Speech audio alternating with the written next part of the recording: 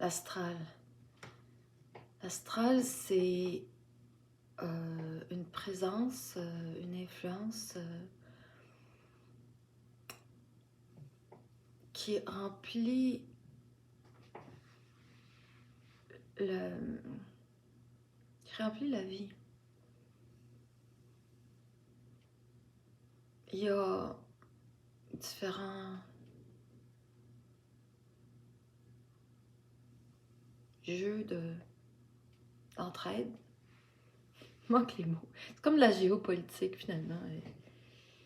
Géopolitique 2023, là, où tu t'aperçois qu'il y a beaucoup de monde qui sont dans la poche d'autres. Beaucoup de nations dont les frontières, les souverainetés sont mal définies. Et c'est un petit peu la même chose, le culte, de mon point de vue, qui est astralisé. Parce que l'astral est partout dans mon mental.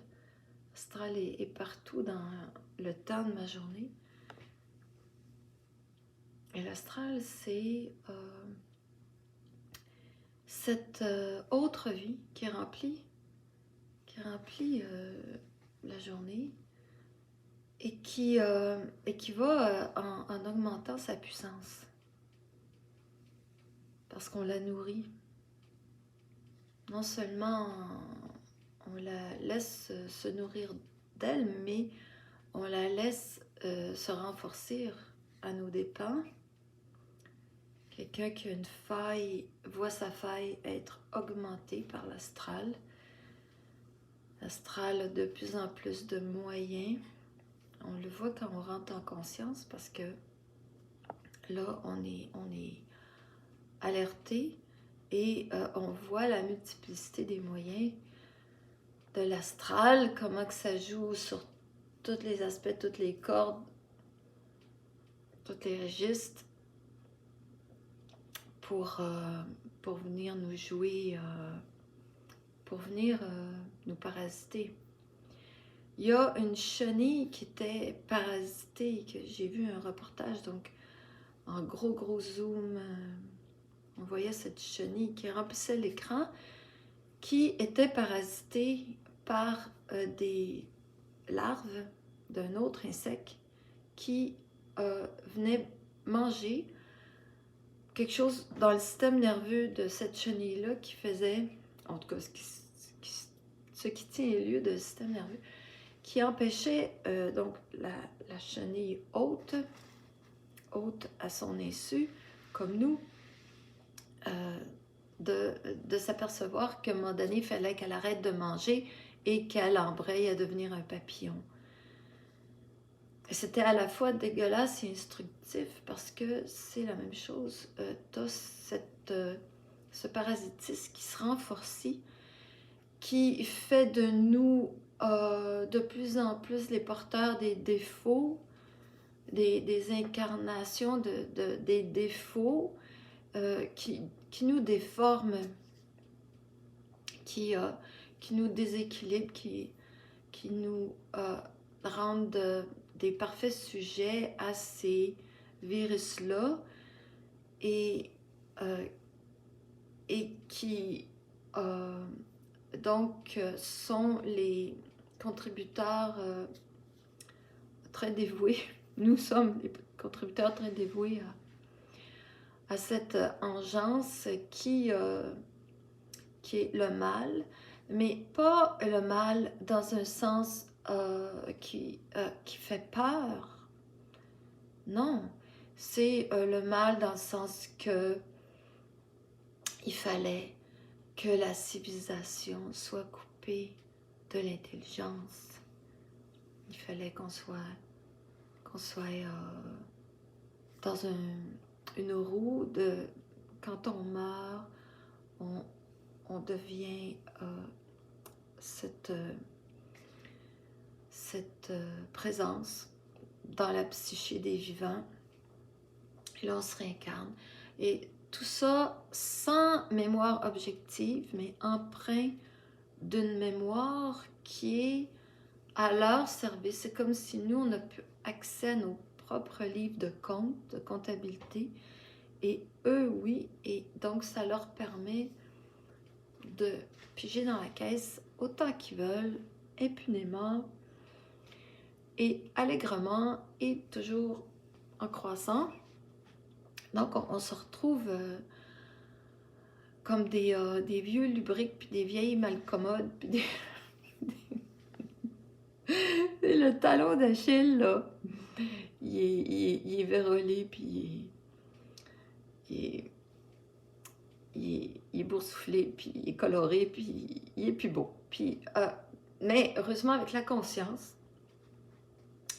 qui commence en préparant son coup dans l'inconscience et qui, à un moment donné, se révèle être un levier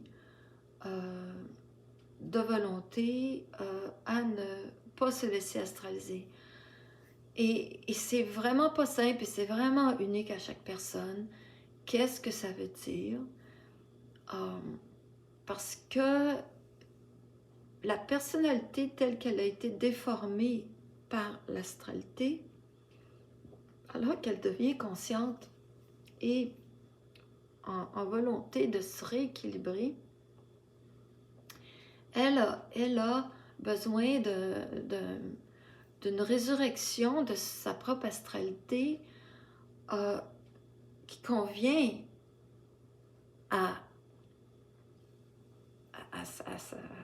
sa propre pénurie, à son propre dossier. Donc, chaque personne le vit autrement. C'est même impossible d'établir si oui ou non, c'est juste l'énergie, ça existe-tu, l'enthétisation. Pour moi, je veux rien trancher. Moi, personnellement, j'aime bien rester à cheval et avancer de front avec peut-être que c'est ci, peut-être que c'est ça. Et ça va loin aussi, mais peut-être que c'est bon de respecter mon senti, puis peut-être que je m'écoute trop dans mes sentis, mais j'ai confiance que j'ai pas à me casser la tête, est-ce que c'est un ou l'autre, parce que de toute façon, il y a cette conscience-là qui sert de levier, qui sert de bascule. Il y a une sensibilité inhérente à la conscience. La conscience, c'est une énergie qui est pure sensibilité et cette sensibilité-là, elle est le centre de décision. Elle avance en boitant, il lui manque peut-être l'autorité, il lui manque peut-être de l'ouverture, il lui manque peut-être de la légèreté. Tu sais, il y a des choses qui manquent et donc elles n'existent pas à l'état pur en partant, mais sous filon, un peu comme une mine, il peut y avoir des filons de minerais purs.